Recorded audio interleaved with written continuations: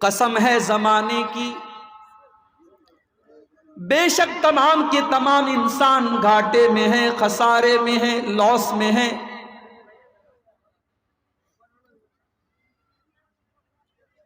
انسان کا پیدا کرنے والا کہہ رہا ہے کہ انسان لاس میں ہے۔ کسی نے لکھا ہے کہ سورہ عصر کا مطلب میں نے مارکیٹ میں ایک برف بیچنے والے کو دیکھ کر کے سمجھا۔ ایک برف بیچنے والا برف بیچ رہا تھا، صبح سے دوپہر ہو گئی، کسٹمر نہیں آ رہے، وہ رونے لگا اور کہنے لگا کہ لوگوں میرا برف خرید لو، اس کے پہلے کہ میرا کیپٹل ختم ہو جائے، میری پونجی ختم ہو جائے، میرا سرمایہ ختم ہو جائے، میرا برف خرید لو۔ اللہ تبارک و تعالیٰ سارے زمانے کی قسم کھا کر کے فرماتا ہے ان الانسان لفی خسر، اے انسان تو گھاٹے میں ہے، تو لاس میں ہے، تجھے پتا بھی نہیں ہے تیرا کیپٹل ختم ہو رہا ہے، تیری زندگی کا جیسے جیسے ہر دن گزر رہا ہے تو اپنی موت سے قریب ہو رہا ہے، تو اپنی زندگی، تیری زندگی کے ایام کم ہو رہے ہیں، تو برتھ ڈے منا رہا ہے، تو نیا سال منا رہا ہے، تو شادی کی سالگرہ منا رہا ہے، تو اس بات پر خوش ہے تو 25 سال کا ہو گیا، تو 27 سال کا ہو گیا، تو اپنی شادی کی 20ویں سالگرہ منا رہا ہے۔ ان الانسان لفی خسر، اے انسان تو کتنا بڑا نادان ہے، تو کتنا بڑا بے وقوف ہے، جیسے جیسے تیری زندگی گزرتی چلی جا رہی ہے تو اپنی موت سے قریب ہوتا چلا جا رہا ہے، تیرا کیپٹل ختم ہوتا چلا جا رہا ہے۔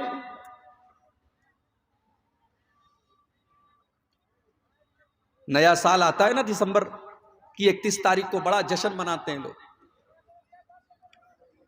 سڑکوں پر ہیپی نیو ایئر لکھا جاتا ہے، ہوٹلوں میں بکنگ ہوتی ہے، ڈانس ہوتا ہے، ناچ گانا ہوتا ہے، کیا کیا ہوتا ہے۔ کسی نے بڑا اچھا شعر کہا ہے، ایک اور اینٹ گر گئی دیوار حیات سے، ایک اور اینٹ گر گئی دیوار حیات سے، ناداں یہ کہہ رہے ہیں نیا سال مبارک۔ نیا سال کے کا آنا، ہم یہ سمجھتے ہیں کہ ہم تو بہت خوش ہیں کہ 2023 آنے والا ہے، 22 ختم ہو جائے گا، لیکن انسان یہ نہیں سوچتا ہے کہ اس کی زندگی کی دیوار میں سے ایک اینٹ اور گر گئی، اس کی عمر اور کم ہو گئی، وہ اپنے مالک کے اور قریب ہو گیا۔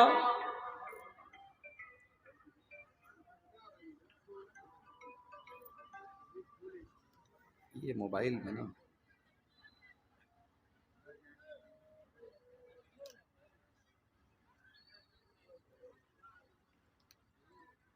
ایک اسکول میں بچہ پڑھتا ہے، مدرسے میں بچہ پڑھتا ہے، سال بھر وہ محنت کرے یا نہ کرے، لیکن جب ایگزام کا ٹائم آتا ہے تو بڑے سے بڑے گدھے قسم کے اور گھامڑ قسم کے بچے بھی جو ہوتے ہیں وہ محنت کرتے ہیں، کیونکہ ان کو یہ ڈر ہوتا ہے کہ اگر میں نے محنت نہیں کی اور میں نے ایگزام میں، امتحان میں میں پاس نہیں ہوا تو میرا سال برباد ہو جائے۔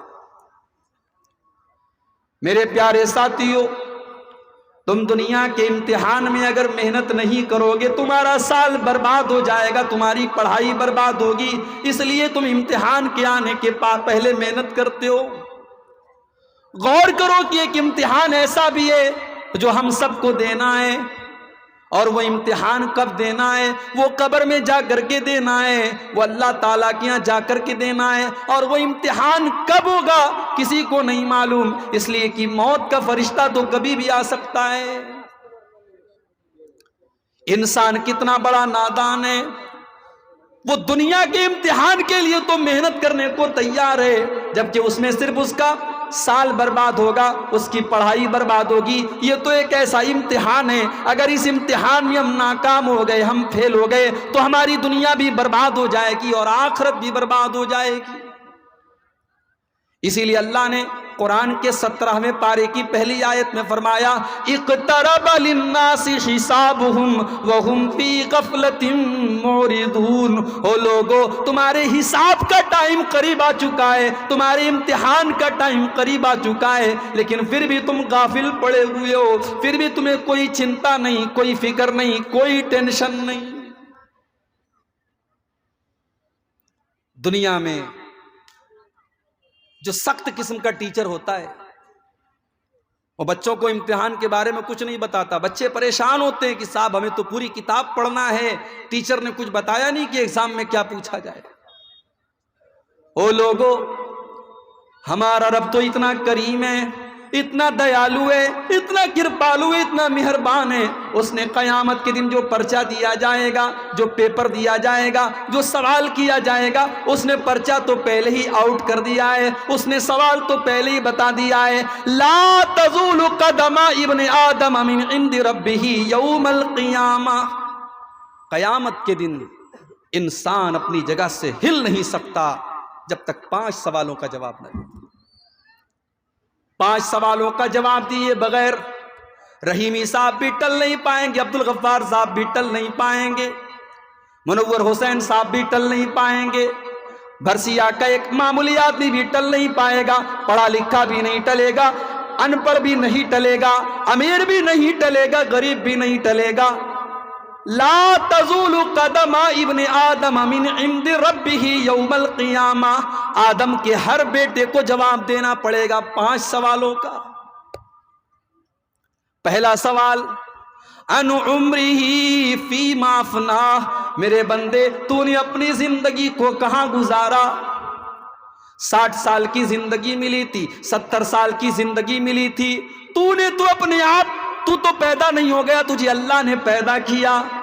اللہ چاہتا تجھے ماں کے پیٹ میں ختم کر دیتا، تو کیا کر سکتا تھا؟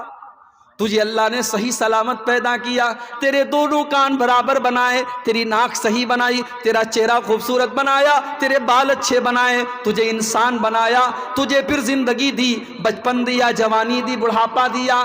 ان عمرہ فیما افناہ، پہلا سوال تو نے اپنی زندگی کو کہاں گزارا؟ دوسرا سوال وَعَنْ شَبَابِهِ فِيمَا أَبْلَاهُ، میرے بندے تو نے اپنی جوانی کے دور کو کہاں گزارا؟ تو 20 سال سے لے کر کے 40 سال کے دور میں تو کیا کرتا رہا؟ شراب پیتا رہا، زنا کرتا رہا، کالی پوجا کے ڈانس میں جا کر کے ڈانس دیکھتا رہا، کیا کرتا رہا تو؟ پوچھے گا اللہ، بتا تو نے اپنی جوانی کو کہاں گزارا؟ وَعَنْ شَبَابِهِ فِيمَا أَبْلَاهُ، تو نے اپنی جوانی کو کہاں گزارا؟ بڑے پکے اہل حدیث ہیں، کیا مجال کے نماز میں سینے پر ہاتھ نہ باندھیں؟ کیا مجال کی آمین کی آواز تھوڑی آہستہ سے آ جائے؟ کیا مجال کی نماز کی کوئی سنت چھوٹ جائے؟ او لوگو، تم نے اہل حدیث کا مطلب ہی نہیں سمجھا۔ اہل حدیث صرف نماز میں سینے پر ہاتھ باندھنے والے کو نہیں کہتے، اہل حدیث صرف زور سے آمین کہنے والے کو نہیں کہتے، اہل حدیث تو اس کو کہتے ہیں جس کا اوڑھنا، جس کا بچھونا، جس کا چلنا، جس کا پھرنا، جس کی زندگی حدیث کے مطابق ہو جائے، سنت کے مطابق ہو جائے۔ آج شراب کے اڈوں پر تم نظر آ رہے ہو اور اپنے آپ کو اہل حدیث کہتے ہو، شرم آنی چاہیے۔ تم نے اپنی جوانی کو کہاں گزارا؟ وَعَنْ شَبَابِهِ فِيمَا أَبْلَاهُ، تو اپنی جوانی کا حساب دے میرے بندے، تو نے اپنی جوانی کو کہاں گزارا؟ اتنا بڑا علاقہ ہے، ذرا گھر گھر جا کر کے سروے کر لو، ہر گھر سے سروے کر لو۔ میں بچوں کی بات نہیں کر رہا، میں بڑوں کی بات کر رہا ہوں، ہر گھر سے سروے کر لو۔ 18 سال کے 5 نوجوان لڑکے گھر میں موجود ہیں، بڑے اچھے اچھے نام بھی ہیں ان کے، عبداللہ، عبدالرحمن، بڑے اچھے اچھے اسلامی نام ہیں۔ گھروں میں جا کر کے سروے کر لو، پوچھو بھائیو کیا تم مسجد میں نماز پڑھنے آتے ہو؟ نہیں صاحب، تھوڑی کوتاہی ہے، جمعہ تو آتے ہیں، 5 ٹائم میں نہیں آتے ہیں۔ واہ واہ بھائی، میرے بھائی، تم تو نبی کے عاشق ہو، تم تو نبی کے چاہنے والے ہو، تم تو نبی سے پیار کرنے والے ہو. ارے تم کیسے نبی کے چاہنے والے ہو؟ تم نبی کے لیے جان دینے کی بات کرتے ہو، تم 5 ٹائم نماز میں حاضر ہونے کے لیے تیار نہیں ہو. جس نبی سے تم پیار کا دعویٰ کرتے ہو اس نبی کو تو نماز سے اتنی محبت ہے، اتنی محبت ہے، اتنی محبت ہے کہ اپنے آخری ٹائم بھی وہ نبی نماز کو نہیں بھولے. جب آپ کی زبان سے الفاظ نہیں نکل رہے تھے، آپ کی زبان کانپ رہی تھی اور آپ کی زبان سے الفاظ نہیں نکل رہے تھے، ام حبیبہ کہتی ہیں میں نے کان لگا کے سنا کہ دیکھو اللہ کے پیارے نبی کیا کہہ رہے ہیں. تو اللہ کے نبی کہہ رہے تھے الصلاۃ الصلاۃ وما ملکت ایمانکم، او میری امت کے لوگوں تم نماز کی پابندی کرنا، تم نماز کا خیال کرنا، تم نماز کو مت چھوڑنا، کسی حال میں معاف نہیں. ابھی ایک بی جے پی کی کسی ایم ایل اے نے ایک فوٹو ڈال دی صاحب، ٹرین میں کچھ ہمارے بھائی لوگ نماز پڑھ رہے تھے، راستے میں جو ٹرین میں بیچ میں راستہ ہوتا ہے، پیسیج ہوتا ہے، جماعت بنا کے نماز پڑھ رہے ہیں. بی جے پی کے ایم ایل اے نے فوٹو ڈال دیا کہ صاحب یہ کیا ہو رہا ہے. لوگ راستے جام کر کے اپنے اپنے مذہب کے کام کریں تو کوئی حرج کی بات نہیں ہے. مسلمان اگر نماز پڑھ دے تو بہت بڑی تکلیف کی بات ہو گئی، اس کو ٹویٹر پہ ڈال دیا گیا، اس کو سوشل میڈیا پہ ڈال دیا گیا. مگر ہاں یہاں تھوڑی سی غلطی ہماری بھی ہے. کوئی ضروری نہیں ہے کہ آپ ٹرین میں بھی جماعت بنا کے نماز پڑھیں. آپ ٹرین پر اپنی سیٹ پر بیٹھے ہیں، لا یکلف اللہ نفسا الا وسعہا، اللہ کسی پر اس کی طاقت سے زیادہ بوجھ نہیں ڈالتا. آپ اپنی سیٹ پر بیٹھیے، اور اگر آپ کھڑے ہو کر کے نہیں پڑھ سکتے آپ بیٹھ کر کے نماز پڑھیے، کوئی مسئلے کی بات نہیں. اب وہاں راستے میں پیسج میں آپ جماعت بنا کے نماز پڑھیں گے تو ظاہر ہے اسلام تو وہ دین ہے جو راستے میں کسی کو تکلیف دینے کی اجازت نہیں دیتا. وہ کام غلط ہے، مگر انٹینشن اس بی جے پی کے ایم ایل اے نے جب اس کو فیس بک کے اوپر یا ٹویٹر کے اوپر ڈالا تو اس کا انٹینشن غلط تھا. اس انٹینشن پر میں تنقید کر رہا ہوں، لیکن وہاں تھوڑی سی غلطی ہماری بھی تھی. ہمیں اور آپ کو نماز تو بہرحال ٹرین میں ہو اور ہم سفر میں ہوں تب بھی ہم کو پڑھنا. بنارس سے 700 کلومیٹر دور میں کٹیہار آیا، اسٹیٹ بدل گیا، موبائل رومنگ میں آ گیا، اردو سے بنگلہ زبان کے بیلٹ میں آ گیا، لینگویج بدل گئی، علاقہ بدل گیا، اسٹیٹ بدل گیا، لیکن نماز نہیں بدلی. حی علی الصلاۃ کی آواز یہاں بھی آ رہی ہے، اور نماز کا ٹائم ہوا تو عبدالغفار صاحب یہ کہہ کر کے نہیں بچ پائیں گے ہم تو الگ ایک اسٹیٹ میں آئے ہیں، یہاں پر ہم نماز کیوں پڑھیں. اللہ کی طرف سے، اللہ کے کلام کی طرف سے آواز آئے گی ان الصلاۃ کانت علی المؤمنین کتابا موقوتا. عبدالغفار صاحب نماز تو آپ کو پڑھنی ہے اور ٹائم پر پڑھنی ہے.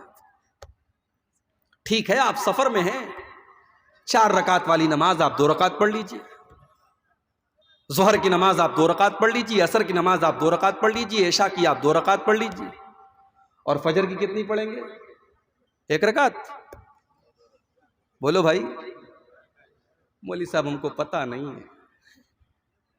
انڈیا پاکستان کے میچ میں وراٹ کوہلی نے کتنے رن بنائے یہ برابر پتہ ہے، نماز کے مسئلے نہیں معلوم. سفر میں آپ کو مغرب کی نماز کتنی پڑھنی ہے؟ 3 رکعت ہوتی ہے بھائی، اس میں تو 1.5 رکعت نہیں پڑھ سکتے. یہ پڑھیں گے 1.5 رکعت؟ مغرب کو 3 کی 3 ہی پڑھنی ہے، فجر کی 2 کی 2 ہی پڑھنی ہے. آج ہمارے نوجوان میرے بھائیوں نماز سے کتنے دور ہیں. یہ نماز کسی حال میں معاف نہیں ہے.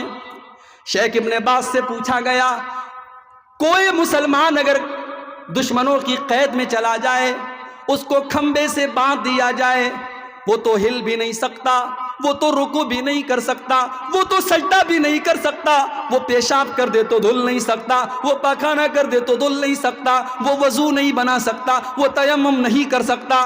شیخ صاحب وہ انسان نماز کیسے پڑھے گا؟ شیخ ابن باز نے جواب دیا جب نماز کا ٹائم ہو جائے گا وہ اسی حال میں اس کے دونوں ہاتھ اور پیر بندھے ہوئے، وہ اسی حال میں اپنی آنکھوں کے اشارے سے تسبیح کرے گا، اپنی آنکھوں کے اشارے سے دعائیں پڑھے گا، وہ اپنی آنکھوں کے اشارے سے پوری نماز پڑھے گا۔ اس لیے کہ اللہ نے قرآن میں فرمایا فَاتَّقُوا اللَّهَ مَا اسْتَطَعْتُمْ، اللہ سے ڈرو جتنی تمہارے اندر طاقت ہے۔ وہ بیچارہ وضو نہیں کر سکتا، وہ تیمم نہیں کر سکتا، وہ رکوع نہیں کر سکتا، وہ سجدہ نہیں کر سکتا، وہ جس حال میں اسی حال میں نماز پڑھے گا۔ معاف نہیں ہے یہ نماز، ہمارے اوپر معاف ہے۔ ہماری دکان ہے مارکیٹ میں، بغل میں مسجد ہے، اذان کی آواز آ رہی ہے، ہم دکان چھوڑ کر کے نماز پڑھنے کے لیے تیار نہیں۔ میرے پیارے ساتھیوں، اپنی دکان سے کہہ دو، اپنے کام سے کہہ دو کہ نماز کا ٹائم ہے۔ نماز سے مت کہو کہ میری دکان کا ٹائم ہے۔ رجال لا تلہیہم تجارت ولا بیع عن ذکر اللہ، اللہ کے نیک بندے، اللہ کے مومن بندے نماز کی وجہ سے، اپنے کام کی وجہ سے کبھی نماز کو نہیں چھوڑتے، وہ نماز کی وجہ سے اپنے کام کو چھوڑ دیتے ہیں۔ اللہ کے پیارے نبی کبھی بد دعا نہیں کرتے تھے، آپ نے دشمنوں کے لیے بھی بد دعا نہیں کی، مگر جب آپ کی زندگی میں ایک مرتبہ ایسا ہوا کہ آپ کی عصر کی نماز قضا ہو گئی۔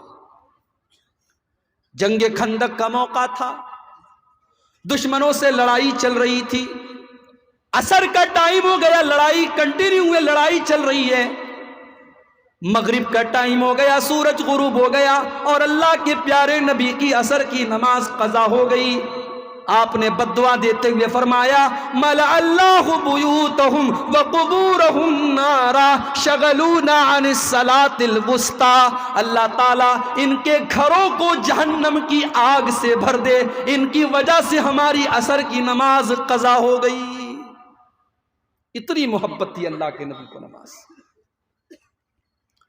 سوموار کے دن آپ کا انتقال ہوا، آخری نماز آپ نے فجر کی دیکھی، فجر کی نماز کا ٹائم ہے، ابو بکر صدیق نماز پڑھا رہے ہیں، صحابہ پیچھے نماز پڑھ رہے ہیں۔ اللہ کے پیارے نبی کی طبیعت کچھ بہتر محسوس ہوئی، آپ کھڑے ہوئے، حجرہ عائشہ کا پردہ ہٹایا، سامنے صفیں لگی ہوئی ہیں، صحابہ نماز پڑھ رہے ہیں۔ نبی اکرم نے اپنے صحابہ کو نماز پڑھتے ہوئے دیکھا، آپ کے چہرے پر مسکراہٹ آ گئی، آپ ہنسنے لگے، مسکرانے لگے، آپ کے دل کو سکون پہنچا۔ میری امت میرے بعد بھی نماز پڑھے گی، میری امت کے لوگ میرے بعد بھی نماز کو قائم رکھیں گے، میرے مشن کو قائم رکھیں گے، میرے کام کو جاری رکھیں گے، نماز بند نہیں ہوگی۔ آپ کے چہرے پر مسکراہٹ پھیل گئی۔ صحابہ کرام نماز پڑھ رہے ہیں۔ اچھا، جس سے محبت ہوتی ہے نا، اس کی موجودگی کا احساس وہ کر لیتا ہے۔ صحابہ نے نماز کی حالت میں محسوس کر لیا کہ اللہ کے نبی اپنے حجرے کے دروازے تک آئے۔ صحابہ کہتے ہیں کہ ہمیں ڈر محسوس ہوا کہ کہیں ہماری نماز نہ خراب ہو جائے۔ ابو بکر صدیق کو بھی محسوس ہو گیا، وہ پیچھے ہٹنے لگے۔ اللہ کے پیارے نبی نے اشارہ کیا کہ نماز کو کنٹینیو رکھو، اور آپ نے دوبارہ پردہ گرا دیا۔ صحابہ کہتے ہیں یہ آخری دیدار تھا جو ہم نے اللہ کے پیارے نبی صلی اللہ علیہ وسلم کا کیا تھا۔ اتنی محبت تھی میرے بھائیوں نماز سے۔ ہمارا نوجوان نماز نہیں پڑھتا، نماز پڑھے گا کیسے؟ یہ دارو پیتا ہے، نماز کہاں سے پڑھے گا؟ یہ جوا کھیلتا ہے، نماز کہاں سے پڑھے گا؟ شراب کے اور جتنے نقصان ہیں وہ سب تو ایک طرف ہے، جو شرابی ہوگا وہ نمازی نہیں بن سکتا، اور جو نمازی بنے گا وہ شرابی نہیں بن سکتا۔ اسی لیے اللہ قرآن میں کہتا ہے انما یرید الشیطان ان یوقع بینکم العداوۃ والبغضاء فی الخمر والمیسر ویصدکم عن ذکر اللہ وعن الصلاۃ۔ میرے بندو، شیطان تو یہی چاہتا ہے تم شراب کے عادی بن جاؤ، تم جواری بن جاؤ۔ جب تم شرابی اور جواری بن جاؤ گے تو آپس میں تم لڑائی کرو گے اور نماز سے تم دور ہو جاؤ گے۔ ارے ہم تو محمد رسول اللہ کے امتی ہیں۔ یہ کام نتیش کمار کا نہیں تھا کہ شراب پر پابندی لگائیں، یہ کام تو مسلمان کا تھا۔ مسلمانوں کے گاؤں میں بڑے بڑے بورڈ لگے ہونے چاہیے تھے کہ یہ ہمارا گاؤں ہے، یہاں شراب کا اڈا نہیں کھلے گا۔ شراب بندی یہ بہار گورنمنٹ کا کام نہیں تھا، یہ مسلمان کا کام تھا میرے بھائی۔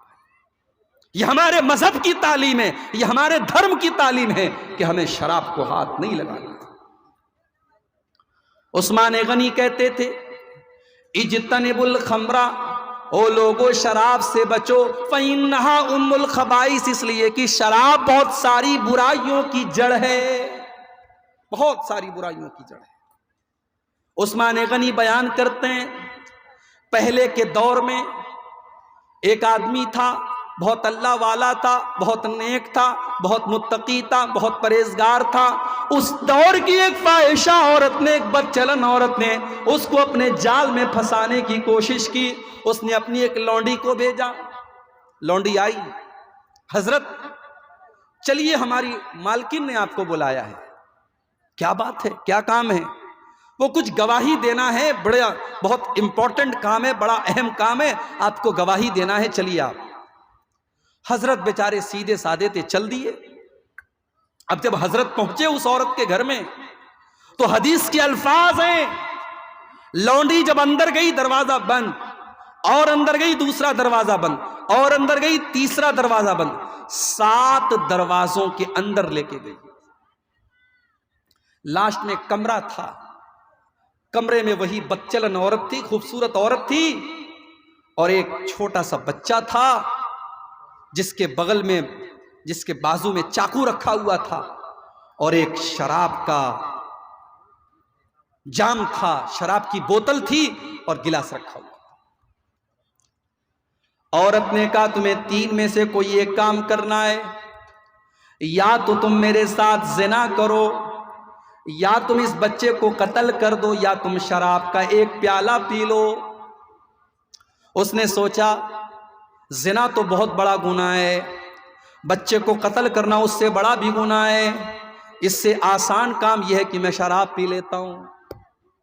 غور سے سننا میرے وہ بھائیوں جو زندگی میں کبھی شراب کے قریب گئے ہو، بڑے درد کے ساتھ یہ واقعہ بیان کر رہا ہوں۔ عثمان غنی رضی اللہ تعالیٰ عنہ کہتے ہیں اس انسان نے سوچا کہ شراب پینا یہ ہلکا کام ہے، چلو میں شراب پی لیتا ہوں۔ اس نے شراب کا ایک پیالہ اٹھایا، اس نے شراب کو پیا، شراب پینے کے بعد اس کو اور طلب محسوس ہوئی، اس نے کہا ایک اور پیالہ پلاؤ، اس نے ایک اور پیالہ پیا، یہاں تک کہ شراب کو ختم کر دیا، اور جب نشے میں ہو گیا اس نے اس عورت کے ساتھ زنا بھی کیا اور اس بچے کو قتل بھی کر دیا۔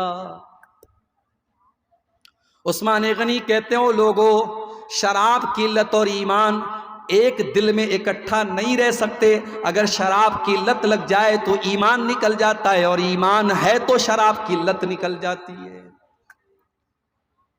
یہاں اس مجلس میں اگر کوئی ہمارا بھائی بیٹھا ہو جس کو اللہ نے اس بری عادت میں وہ مبتلا ہو گیا ہو، تو میں اللہ سے دل کے ساتھ، اور تہجد کا یہ ٹائم ہے، رات کا ٹائم ہے، میں دعا کرتا ہوں اللہ اس کو اس گندی عادت سے بچا لے۔ میرے بھائیوں یہ وہ عادت ہے جس کو اللہ کے پیارے نبی نے فرمایا ام الخبائث، تمام برائیوں کی جڑ ہے، تمام گندگیوں کی ماں ہے، اور آپ نے اگر جوانی کے دور میں شراب پی ہے تو آپ کو اس جوانی کا حساب دینا ہے کل قیامت کے دن۔ اللہ کے پیارے نبی کہتے ہیں قیامت کے دن دوسرا سوال کیا جائے گا وَعَن شَبَابِهِ فِيمَا أَبْلَىٰ، تو نے اپنی جوانی کو کہاں گزارا؟ تیسرا سوال وَعَن مَالِهِ مِنْ أَيْنَ اكْتَسَبَهُ، تو نے مال کہاں سے کمایا؟ تو بیاج کا کام کرتا تھا، تو جوا کھیلتا تھا، تو لوٹری کھیلتا تھا، تو حرام طریقے سے پیسہ کماتا تھا، یا بزنس کر کے حلال طریقے سے پیسہ کماتا تھا؟ تو اچھا مکان بنا لے، تو بہترین گھر بنا لے، تو کروڑوں کی گاڑی خرید لے، اسلام کو کوئی اعتراض نہیں ہے، اللہ اور اس کے رسول کو کوئی اعتراض نہیں ہے، لیکن تو نے حرام کی کمائی کا ایک پیسہ بھی اگر اپنے گھر میں تو لے کر کے آیا تو اللہ کو حساب دینا پڑے گا۔ من این اکتسبہ، تو نے مال کہاں سے کمایا؟ آج یہ مسئلہ بھی ہمارے نوجوان کے ساتھ، 10,000 کا موبائل اس کے پاس ہے، اب اس کے دوست نے آئی فون خرید لیا، 1 لاکھ 1.5 لاکھ روپے کا آئی فون خرید لیا۔ ایک صاحب مجھ سے کہنے لگے ارے شیخ صاحب آپ اتنے بڑے مقرر ہیں، جلسوں میں جاتے ہیں، آپ کو تو آئی فون لینا چاہیے۔ میں نے کہا بھائی صاحب موبائل اتنا ہی مہنگا لو کہ کبھی کھو جائے تو ہارٹ اٹیک نہ ہو۔ آئی فون اگر کسی کے پاس ہے اور اللہ نہ کرے کبھی چوری ہو جائے تو بیچارہ، ہم لوگوں کا موبائل اگر کھو جائے تو چلو 10,000 گیا، اور آئی فون چلا گیا تو 1,00,000 1,50,000 چلا گیا۔ میں نے کہا اتنا بڑا رسک میں نہیں لے سکتا۔ تو آئی فون، اب دوست نے آئی فون خرید لیا، اب آپ کا دل دیکھ کر کے مچل رہا ہے، اب آپ نے کہا یار کیا کریں، چلو جوئے میں لگا دیتے ہیں، 10,000 روپیہ لگا دیتے، ہو سکتا ہے ہم 1,00,000 روپیہ کما لیں اور ہم بھی آئی فون خرید لیں۔ 10,000 روپیہ آپ نے لگایا اور جوئے میں آپ ہار گئے۔ آپ کو اور اچھا، جوا ایک ایسی چیز ہے، آپ نے 10,000 لگایا اور ہار گئے تو یہاں پر معاملہ رکے گا نہیں، آپ 10,000 اور لائیں گے، گھر کے سامان بیچ کر لائیں گے، بیوی کا زیور بیچ کر کے لائیں گے، گھر کی ضروری چیزیں بیچ کر کے۔ جوئے کی لت ایک ایسی لت ہوتی ہے کہ جیسے جیسے آپ آگے بڑھیں گے وہ دلدل کی طرح اس میں دھستے چلے جائیں گے۔ میرے پیارے ساتھیوں، اس کمائی کا حساب بھی اللہ کے آپ کو دینا پڑے گا۔ وَعَنْ مَالِهِ مِنْ أَيْنَ اكْتَسَبَهُ، مال آپ نے کہاں سے کمایا؟ اور چوتھا سوال وَفِي مَا أَنفَقَهُ، مال آپ نے کہاں خرچ کیا؟ اور پانچواں سوال ہوگا وَمَاذَا عَمِلَ فِي مَا عَلِمَ، میرے بندے تو نے جو معلومات حاصل کی، تو نے جو علم حاصل کیا، جلسہ چل رہا تھا، بڑے بڑے علماء تقریر کرنے آئے تھے، رات کو 3 بجے تک تو نے تقریریں سنی تھیں، تو نے اس تقریر کے اوپر کتنا عمل کیا تھا؟ تو نے جو علم حاصل کیا اس علم کے اوپر تو نے عمل کتنا کیا؟ اس کا بھی تجھ کو حساب اللہ کیا دینا پڑے گا۔ اسی لیے ہمارے بہت سارے بھائی کہتے ہیں صاحب ہم جلسے میں نہیں جائیں گے، ہم دین کا علم سیکھیں گے ہی نہیں، جتنا سیکھیں گے اتنا حساب دینا پڑے گا۔ میرے بھائیوں، یہ دوسری گمراہی ہے۔ علم دین سیکھنا فرض ہے آپ کے اوپر۔ اللہ کے آپ یہ کہہ کر کے نہیں بچ سکتے کہ ہم تو سیمانچل میں پیدا ہوئے تھے، کٹیہار میں پیدا ہوئے تھے، ہمارے علاقے میں بڑے چھوٹے چھوٹے مدرسے تھے، بہت بڑا ادارہ نہیں تھا، ہم زیادہ تعلیم حاصل نہیں کر پائے۔ دین کا جو بیسک علم ہے، دین کا جو ضروری علم ہے، وہ کٹیہار اور سیمانچل کے مسلمان سے بھی پوچھا جائے گا، اور یو پی کے مسلمان سے بھی پوچھا جائے گا، اور دنیا کے ہر مسلمان سے اور ہر مومن کو قبر کے اندر سوال کا جواب دینا پڑے گا۔ تیرا رب کون ہے، تیرا دین کیا ہے، اور تیرے نبی کون ہیں؟ ان 3 سوالوں کا جواب ہم سب کو دینا ہے میرے پیارے صاحب۔ اب آ جائیے سورہ عصر کی طرف۔ والعصر ان الانسان لفی خسر، قسم ہے زمانے کی بے شک سارے کے سارے انسان گھاٹے میں، الا الذین آمنوا وعملوا الصالحات وتواصوا بالحق وتواصوا بالصبر۔ 4 چیزیں اپنے اندر پیدا کر لو، تم گھاٹے میں نہیں رہو گے، تم لاس میں نہیں رہو گے، تم پروفٹ میں رہو گے، تم فائدے میں رہو گے۔ 4 چیزیں بس اپنے اندر پیدا کر لو۔ الا الذین آمنوا، تم ایمان والے بن جاؤ۔ ایمان والا کس کو کہتے ہیں؟ ایمان والا اس کو کہتے ہیں جو مرتے مر جائے مگر شرک نہ کرے، جو اپنے ماتھے کو غیر اللہ کے در پر نہ جھکائے، جو رب کہے تو اللہ کو کہے، جو مشکل کشا کہے تو اللہ کو کہے، جو دستگیر کہے تو اللہ کو کہے، جو غریب نواز کہے تو اللہ کو کہے، جو غوث اعظم کہے تو اللہ کو کہے، جو قربانی کرے تو اللہ کے نام کی کرے، جو قسم کھائے تو اللہ کے نام کی کھائے، جو بھروسہ کرے تو اللہ کی ذات پر کرے، جو ڈرے تو اللہ کی ذات سے ڈرے۔ ایمان اس کو کہتے ہیں۔ آج کل کا ایمان تو دیوالی کی مٹھائی میں بک جاتا ہے۔ دیوالی کا تہوار ہے، مسلمان کی دکان مارکیٹ میں ہے، بڑا سا بینر لگا لیا، تمام بھائیوں کو دیپاولی مبارک ہو، ماں لکشمی آپ کی کے اوپر اپنی کرپا کرے۔ ارے تیری ماں لکشمی کب سے ہو گئی رے؟ مسلمان اس قدر گر گیا، بھائی چارہ اور سدبھاؤ کے نام پر تو نے اپنے دین اور اپنے ایمان کو سے کمپرومائز کر لیا۔ اب یہ مسئلہ ایک الگ ہے کہ دیوالی کی مٹھائی کوئی غیر مسلم بھائی آپ کو دیتا ہے تو کھا سکتے ہیں کہ نہیں کھا سکتے؟ کچھ علماء کا کہنا ہے کہ کھا سکتے ہیں، کچھ علماء کا کہنا ہے کہ اگر اس دیوالی کی مٹھائی پر پوجا پاٹ نہیں ہوئی ہے آپ کھا سکتے ہیں، کیونکہ ایسی روایتیں ملتی ہیں کہ صحابہ نے مجوسیوں کے تہوار پر جو میٹھا آتا تھا اس کو کھایا ہے۔ لیکن علماء کی دوسری جماعت اور زیادہ تر علماء کا یہی کہنا ہے کہ وہ روایتیں ضعیف ہیں. اور دوسری بات یہ کہ دیپاولی تہوار کیوں منایا جاتا ہے بھائی؟ ہمارے ہندو بھائیوں کے یہاں یہ عقیدہ ہے کہ اسی دن شری رام چندر جی اپنا ونواس پورا کر کے ایودھیا آئے تھے اور اس کی خوشی میں پوری ایودھیا کو سجایا گیا تھا اور اس موقع پر پوجا ہوئی تھی. اسی پوجا کی یادگار میں دیپاولی منائی جاتی ہے. تو گویا کہ اللہ کے ساتھ شرک ہوا اور شرک کی خوشی وہ منا رہے ہیں. اور ہم جب یہ کہہ رہے ہیں کہ صاحب آپ کو یہ تہوار مبارک ہو تو گویا ہم دوسرے الفاظ میں یہ کہہ رہے ہیں کہ آپ اللہ کے ساتھ شرک کر رہے ہیں. یہ شرک آپ کو مبارک. ہمارے باپ کو کوئی برا بھلا کہے اور آ کر کے ہم کو شادی میں انوائٹ کرے تو ہم کہیں گے تو میرے باپ کو برا بھلا کہتا اور ہم تیری شادی میں جائیں گے؟ نہیں جائیں گے ہم تیری شادی میں.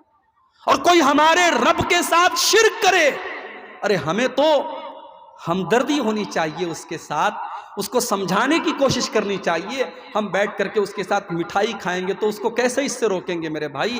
اس لیے علماء کی اکثریت کہتی ہے کہ دیوالی کے موقع پر آپ مٹھائی کھانے سے پرہیز کریں اور یہ مبارکباد دینا اور اس طریقے کے بورڈ لکھنا کہ ماں لکشمی آپ کے اوپر کرپا کرے، میرے بھائیوں یہ تو انسان کو شرک اور کفر تک لے کے جانے والی چیز ہے.